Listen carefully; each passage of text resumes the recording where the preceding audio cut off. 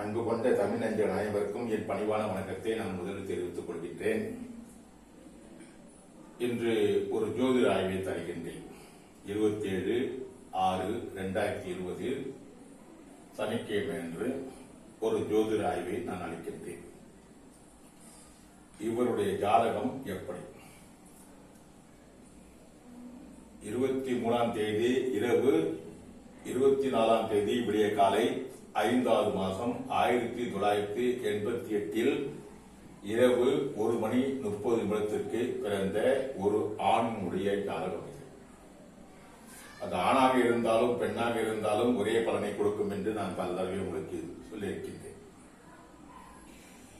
இவருடைய நட்சத்திரம் மக நட்சத்திரம், சிம்ம ராசி, லக்னம் கும்பம்,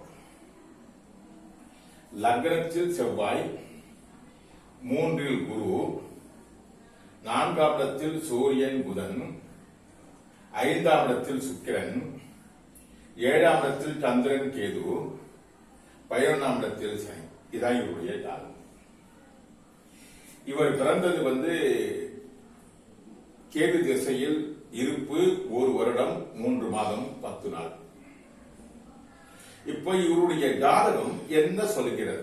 யார் யாருக்கு சாதகமாக உள்ளன, யார் யாருக்கு பாதகமாக உள்ளது, இவருக்கு ஏன் இன்னும் திருமணம் நடக்கவில்லை? இதான் இந்த ஜோதிடருடைய ஆய்வு. இந்த ஜாதகம் ஒரு அருமையான ஜாதகமாக இருந்தால் கூட இந்த ஜாதகத்தில் தாய் தந்தைகளுடைய நிலைமை என்ன,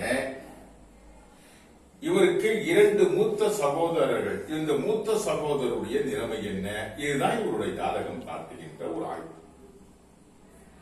இப்போ இவரை எடுத்துக்கொண்டால் இவருடைய லக்னாதிபதியான சனி கிரகம் யோகத்தில் இருக்கின்றன. அப்போ இவருடைய மனது ஒரு தெளிவான மனது. இவருடைய மனது என்ன சொல்கிறது என்றால், நான் சொத்து சொகம் வாங்க வேண்டும், வாகனம் வாங்க வேண்டும், எனக்கு பொறுத்தவரைக்கும் அந்த ஆடம்பரமான ஒரு இயல்பு எனக்கு இருக்கும், எனக்கு லக்ஸரியாக வாழ வேண்டிய ஒரு தன்மைகள் எனக்கு இருக்கும் என்பதை காட்டுகின்றது. சரி, அடுத்தது இவருடைய ஜாதகத்தில் இவர் ஒரு அமைப்பு உள்ள ஒரு ஜாதகம்.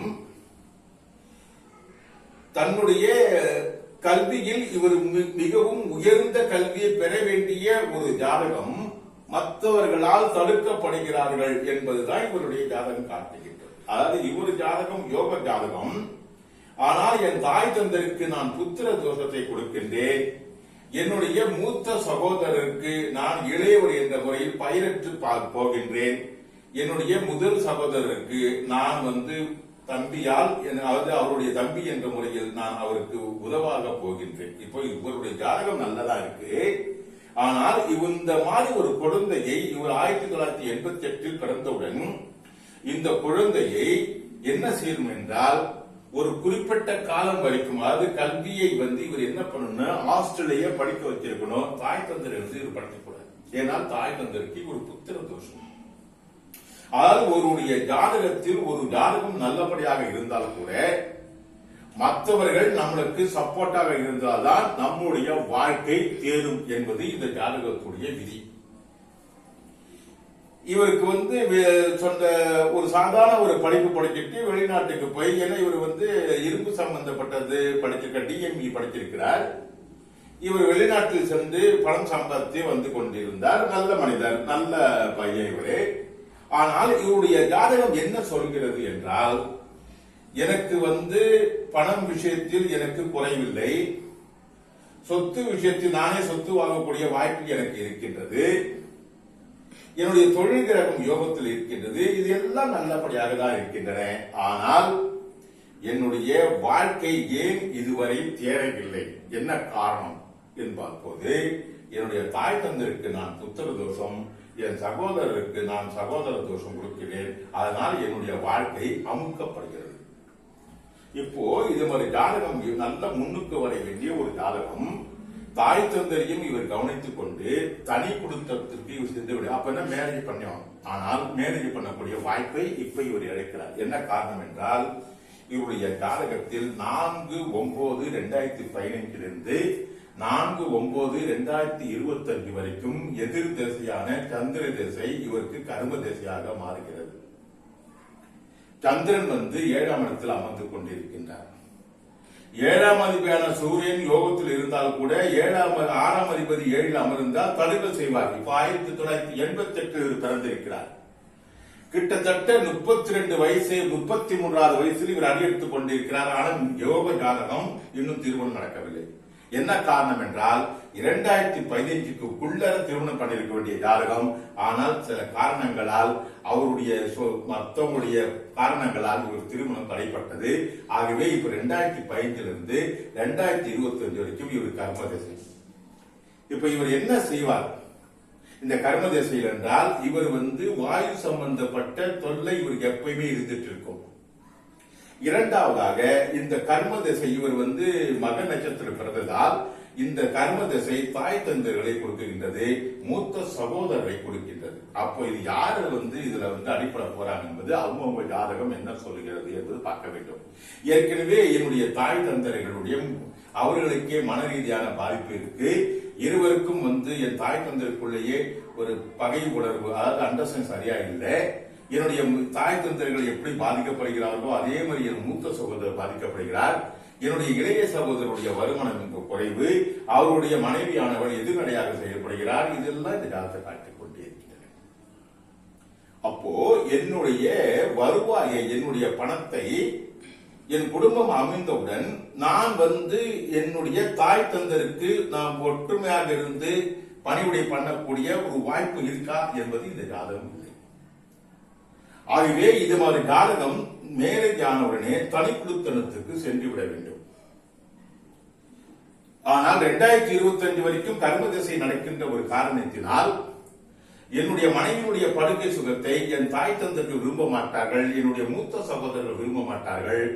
ஆகவே நான் என்னுடைய மனைவி மேல என்னதான் பாசம் காட்டினாலும் தனி கொடுத்தன் சென்றால் மட்டுமே என்னுடைய வாழ்வு சிறப்பு பெறும் என்பது இவருடைய ஜாதகத்தில் காட்டுகின்ற ஒரு விதி. இப்ப 2015 2025 வரைக்கும் இவருடைய ஜாதகம் தலைகளாக மாறிக்கொண்டே இருக்கின்றன. ஆகவே இவருடைய உடல் ரீதியாகவும் இவர் சில பணிகளை ஏற்படுத்தும். இது வண்டி வாகனத்தில் அடிபட வைக்கும். அதே சமயத்தில் தாய் தந்தருக்கோ மூத்த சகோதரருக்கோ கர்ம காரியம் செய்ய வேண்டிய ஒரு சூழ்நிலைகளை ஒரு ஜாதகம் கொண்டு வருகின்ற பொழுது ஒரு ஜாதகம் இவருடைய மூத்த சகோதரர் 2 பேர் இருக்கிறார்கள். நான் சொல்றது நேர் மூத்த சகோதரர். இந்த ஜாதகத்தில் அவருக்கு 1000 தோஷம் வாங்கி கொண்டிருக்கிறார். அதுக்கு மூத்த சகோதரர் தொழில் ரீதியாவே நட்டமடைந்து கொண்டிருக்கிறார். இதெல்லாம் தொழில் ரீதியாவே நட்டமடைந்து கொண்டிருக்கிறார் என்பதால அவருக்கு ஒன்னும் ஆயிடாது. ஆனால் இவருடைய நேர் மூத்த சகோதரர் இப்ப மொத்தம் 3 பேர் இருக்காங்கன்னா நான் சொல்றது 2ஆம் நபர். 2ஆம் நபர் உயிருக்கு பணம் வைத்துக் கொண்டிருக்கார். அவருடைய உடம்பு ரீதியாக சில சங்கடங்கள் இருக்கின்றன. இதுதான் ஜாதகம். இப்போ இவருக்கு 9 கிரகத்தில் லக்னத்தை சேர்த்து 10, இந்த 10 இடத்துல புதனும் சந்திரன் மட்டும்தான் இவருக்கு ஆப்போசிட்டா மாறுகின்றன. அப்போ இவருடைய திருமண வாழ்க்கையை நாம் எப்படி அமைத்துக் கொடுப்பது? இதுதான் இந்த ஜாதகத்துடைய விதி. இப்ப இவருடைய திருமண வாழ்க்கையை நாம் எப்படி அமைத்துக் கொடுப்பது என்றால் இவருடைய ஜாதகத்தில் என்னுடைய மனைவி தலைச்சம் பெண்ணாக இருக்க வேண்டும். இப்ப இவர் 3ஆம் நபரே, ஆனால் இவருக்கு வருகின்ற மனைவி தலைச்சம் பெண்ணாக இருக்க வேண்டும். அப்பதான் இவருடைய வாழ்க்கை சிறப்பு. சரி, இவர் மனைவி மேல் பாசம் இருப்பார், ஆனால் மனைவி பேச்சு கேட்க மாட்டார். இப்போ இவருக்கு எல்லாமே நல்லபடியா இருக்கு, ஆனால் இவர் புத்திர தோஷம் வாங்குகிறார். அப்போ என்னுடைய முதல் குழந்தை எனக்கு உபயோகப்படாது என்றால் ஒன்று முதல் குழந்தையால் எனக்கு ஆபத்து ஏற்படலாம், இல்ல முதல் குழந்தை பிறக்காமல் இருக்கலாம். அப்போ வருகின்ற மனைவியினுடைய ஜாதகம் என்னுடைய கணவருக்கு புத்திர பாக்கியம் கொடுக்கக்கூடிய ஒரு ஜாதகமாக இருந்தால் மட்டுமே இவர் குழந்தை பிறக்க முடியும், இல்ல குழந்தை பிறக்காது. சரி, அப்படியே குழந்தை பிறந்தாலும் இவருடைய ஆயுள் அந்த குழந்தை நிர்ணயம். இது ரொம்ப முக்கியமான ஒரு காலகட்டங்கள். ஏன்னா நம்ம அலட்சியப்படுத்தக்கூடாது. ஒரு ஜாதகத்தை எந்தெந்த கிரகம் நம்மளுக்கு நெகட்டிவாக காட்டுகின்றதோ, வருகின்ற மனைவியினுடைய ஜாதகமோ இல்லை இது ஒரு பெண் ஜாதகம் இருந்தால் வருகின்ற ஆணுடைய ஜாதகமோ அது வலுவாக இருக்கின்றதா என்பதை நாம் ஆய்வில் எடுத்துக்கொள்ள வேண்டும். ஆகவே இவருடைய ஜாதகம் மகத்தில் பிறந்தது ஜெகத்தில் ஆளாமனா இந்த ஜாதகத்தில் இல்லை.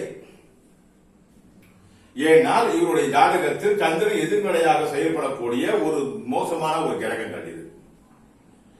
இவர் 7ஆம் இடத்தில் இருக்கிறதா, இந்த 7ஆம் இடத்தில் சந்திரன் உட்கார்ந்து இருந்தாலே இவருடைய ஜாதகத்தில் மனைவி தேர்வை நீ நிதானமாக நல்லபடியான மனைவி தேர்வு செய்து கொள் என்பது விதி. என்ன காரணம் என்றால் இவர் என்னதான் சம்பாதிச்சாலும் மனைவி அந்த பணத்தை துஷ்பிரயோகம் பண்ணுவாள் என்பது விதி. ஆக மனைவி ஜாதகம் நல்லபடியாக இருக்கின்றதா. அதே சமயத்தில் 2025 வரைக்கும் எந்த பெண்ணை தேர்வு செய்தாலும் அந்த பெண் என்ன படுக்கை சுகத்தை, என்னுடைய மனைவியுடைய படுக்கை சுகத்தை நான் நோட் பண்ணுகின்றேன் என்றால் என்னுடைய மனைவியுடைய படுக்கை சுகம் இல்லற சுகம் நலமாக இருக்கிறதா, என்னுடைய மனைவி நல்லவளா என்பதை இது பார்க்க வேண்டும். இதுதான் இந்த ஜாதகத்துடைய அமைப்பு. இப்போ இவருக்கு பொறுத்த வரைக்கும் ஒரே ஒரு பவர் என்னன்னா, இவர் ஜாதகத்தில் மனைவியை அமைக்கக்கூடிய ஒரு நிலைமை நல்லபடியாக இருக்கின்றோம். ஆனால் தாய் தந்தருக்கு இவர் கர்ம காரியத்தை கொடுத்து கொண்டே இருக்கிறார். மூத்த சகோதரருக்கு கர்ம காரியத்தை கொடுத்துக் கொண்டே இருக்கிறார். இப்போ வருகின்ற பெண்ணுடைய ஜாதகம் இவங்களெல்லாம் காப்பாற்றக்கூடிய ஒரு ஜாதகமாக அமைக்கும் என்பது அது ஜாதகத்தில் நல்லபடியா அமைந்தால் மட்டுமே அது முடியும், இல்லைன்னா முடியாத காரியங்களாக மாறும். நான் ஏன் இந்த ஜாதகத்தை நான் இது என்னுடன் ஒருத்தர் ஜாதகத்தை பார்க்க வந்தார். அவருடைய ஜாதகத்தை நான் ஆய்வு செய்து அவருக்கு எல்லாம் விளக்கி சொன்னேன். அவர் இதுதான் நடக்குது சார், என்னுடைய ஜாதகத்தில் நீங்க சொன்னது அத்தனும் உண்மை. என்னுடைய வாழ்க்கை நல்லபடியாக இருந்தது. நான் வெளியில இருக்கும்போது நல்ல சுபிக்கமாக இருந்தேன்.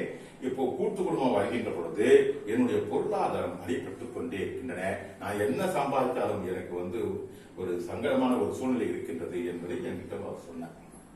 நான் ஏன் இது சொல்கிறேன் என்றால், எந்த ஒரு ஜாதகம், இந்த ஜாதகம் ஒரு அருமையான ஜாதகம்.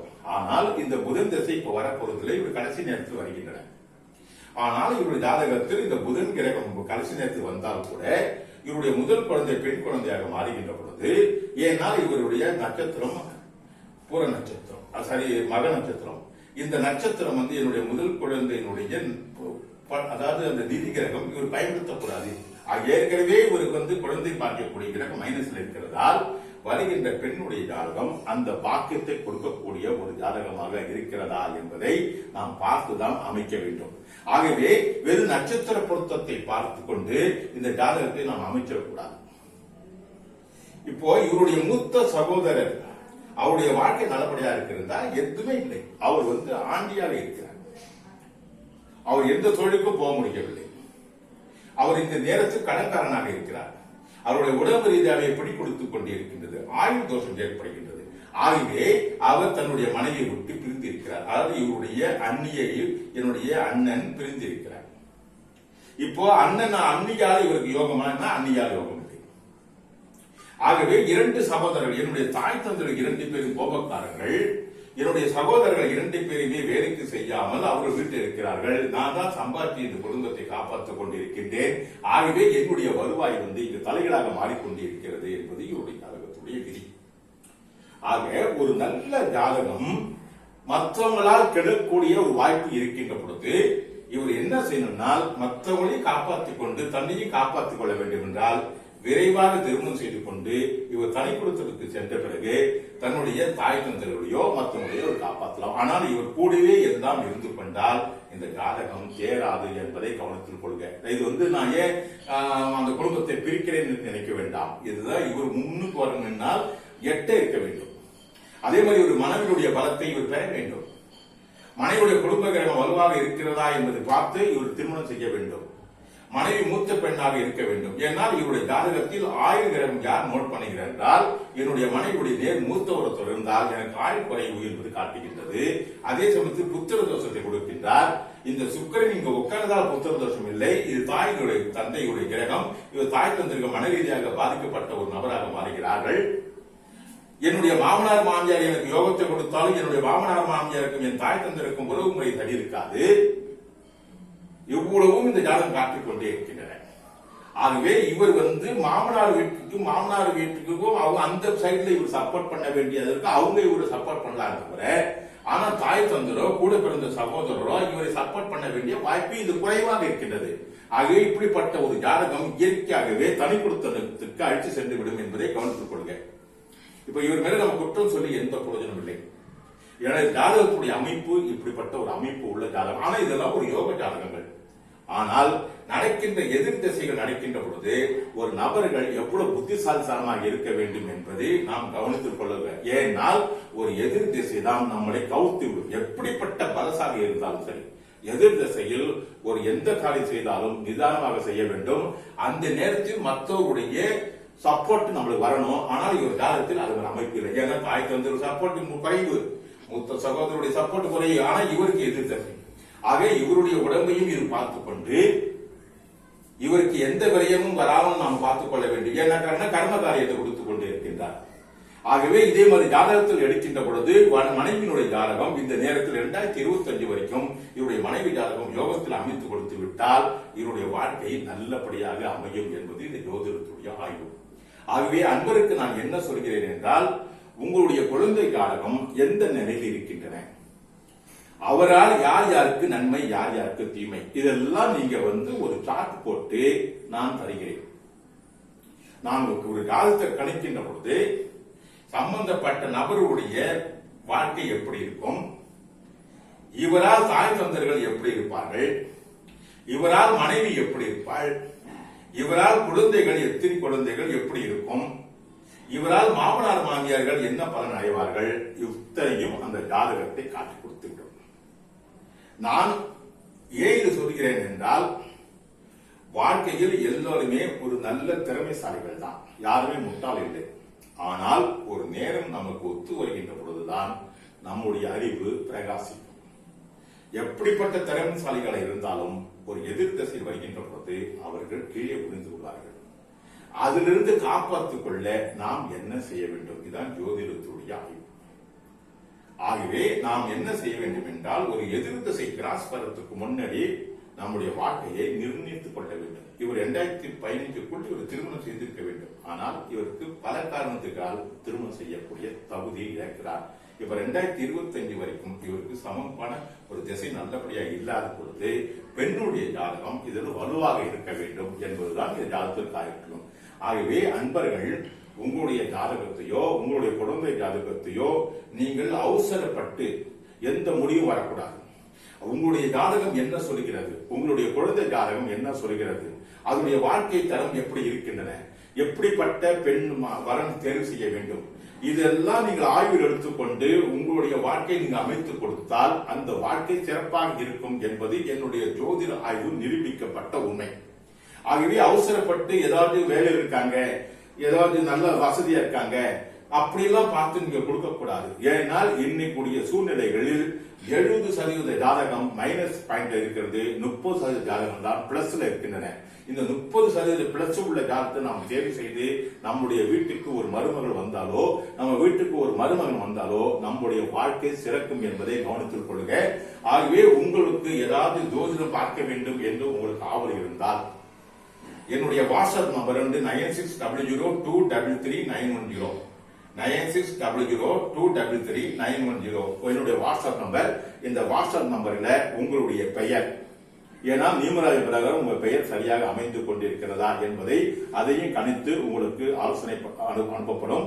அதே சமயத்தில் உங்களுடைய ஜாதகத்தினுடைய ராசி கட்டங்கள், உங்களுடைய பிறந்த தேதி, நேரம் இதெல்லாம் நீங்கள் கொடுத்து வாட்ஸ்அப்ல அனுப்பினால், என்னுடைய வாட்ஸ்அப் நம்பர் அனுப்பினால் உங்களுக்கு இயற்கையாகவே எல்லா பலனும் உங்களுக்கு நான் அளித்த 3 நாளில் அளித்து விடுவேன். இந்த பலனை நீங்க அளிக்க போகும்போது வாட்ஸ்அப் நம்பர் வருகின்ற மற்ற விவரங்கள் உங்க வாட்ஸ்அப் நம்பர் ஆட்டோமேட்டிக்கா உங்களுக்கு வந்துடும். இதை பயன்படுத்திக் கொள்ளுமாறு நான் உங்களை கேட்டுக் கொள்கின்றேன். ஏனென்றால் வாழ்க்கை என்பது நாம் என்னதான் புத்திசாலியாக இருந்தாலும் ஒரு கிரக நிலையுடைய அமைப்பு நம்மளுக்கு தூக்கி கொடுக்கிறதா இல்லை கீழே தள்ளுகிறதா என்பதை அறிந்து கொண்டுதான் நம்முடைய வாழ்க்கையை நாம் சீர்தூக்கி பார்க்க வேண்டும். நாம் என்னதான் ஒரு நல்ல அறிவாளியாக இருந்தாலும் எதிர் திசையை நம்முடைய கவுத்து விடும் என்பதால் எதிர் திசை எந்த அளவுக்கு பலமாக இருக்கிறது, எதிர் திசை என்பது நம்ம எதிரி எத்தனை அளவு பலமா இருக்கிறார்கள், நாம் எப்படி பலமா இருக்கிறோம் என்பதெல்லாம் அறிந்து கொண்டுதான் நம்முடைய வாழ்க்கையில் நாம் அடுத்து எடுத்து வைக்க வேண்டும். பொதுவாக இப்படிப்பட்ட ஒரு நபர் ஒரு அரசியல்வாதியாக இவரை வளம் பெற வேண்டிய ஒரு நபராக இருந்தால் கூட இந்த 2025 வரைக்கும் இவர் என்னதான் முயற்சி பண்ணாலும் இவர் தோற்று விடுவார் என்பதால் 2025 வரைக்கும் இவர் அரசியலில் ஈடுபடுத்தக்கூடாது என்பதை கவனித்துக் கொள்க. இதுதான் ஜோதிடத்துடைய ஆய்வு. ஆகவே அன்பர்கள் இதை பயன்படுத்திக் கொள்ளுமாறு நான் அன்புரை கேட்டு விடைபெறுகிறேன். நன்றி, வணக்கம், வாழ்க வளமுடன்.